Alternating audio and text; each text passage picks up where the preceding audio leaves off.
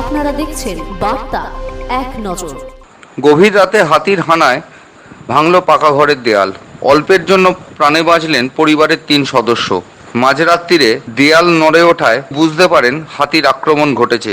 এরপরে কোনো ক্রমে নাতি নাতনিকে নিয়ে বিছনা ছাড়তেই হাতির ধাক্কায় হুড়মুড়িয়ে ভেঙে পড়ে খাটের উপরে পাকা দেয়াল। হাতি আসছিল, হাতি এসে আমার শাশুড়ি মা, আমার মেয়ে, আমার ছেলে এক জায়গায় শুয়েছিল, বিছনার মধ্যে, বিছনাও ছিল ওয়ালের পাশে।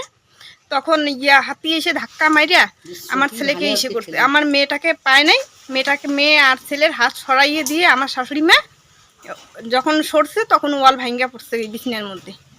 আর যদি ওইখানে আমার মেয়ে থাকতো না হলেও কিছু একটা হইতো।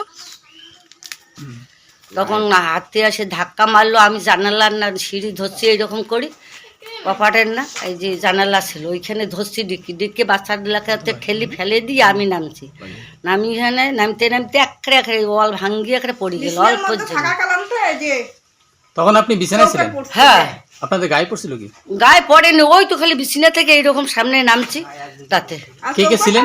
3 জন, মেয়ে একটা, ছেলে একটা, আমি। না না, কে ছিলেন? 3 জনে, নাতি নাতনি আর আমি। ভয় লাগেন তখন? ভয় লাগি, আমার এখনো কলজা ধাও ধাও করতেছে, আমার খান খোরাক পেটে সন্ধ্যায় নাচেন।